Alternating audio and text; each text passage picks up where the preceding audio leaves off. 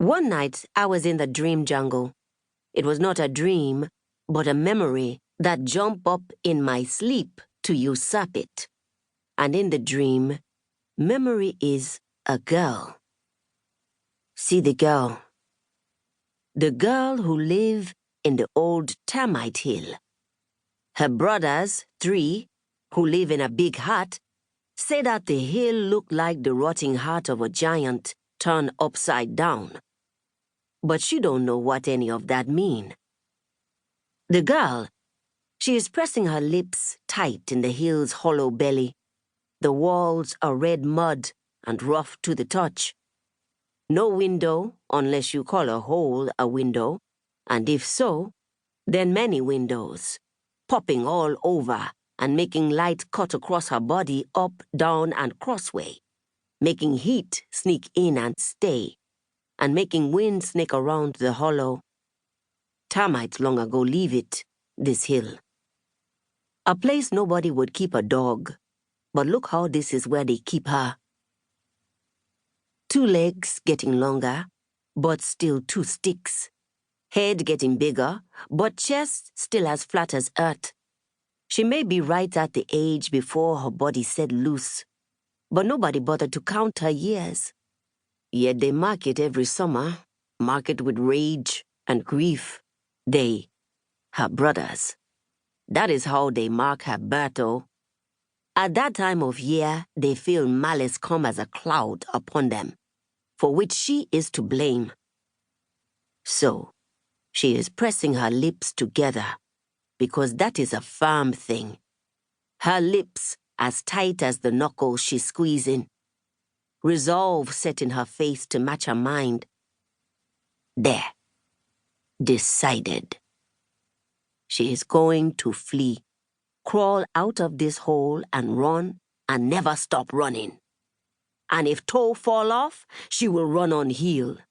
And if heel fall off, she will run on knee. And if knee fall off, she will crawl. Like a baby going back to her mother maybe.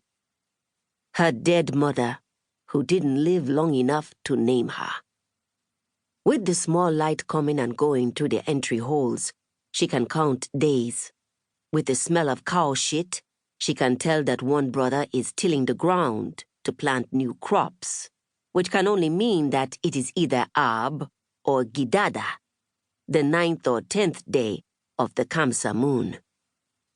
With one more look around, she see the large leaf on which they dump a slop of porridge last evening. One of only 2 times every quarter moon that they feed her, when they remember. Most of the time they just let her starve, and if they finally remember late in the night, they say, it's too late anyway. Let some spirit feed her, in dreams. See the girl. Watch the girl as she hear. It is through her brothers yelling about when to plant millet and when to rest the ground that she learns season from season. Days of rain and days of dry tell her the rest.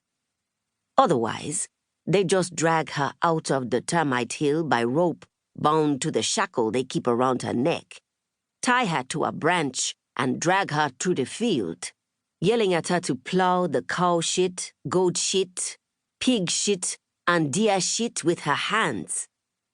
Dig into the dirt with your hands and mix the shit deep so that your own food, which you don't deserve, can grow. The girl is born with penance on her back, and to her 3 brothers, she will never pay it in full. Watch the boys, her brothers, the other 2 laughing at the youngest one screaming.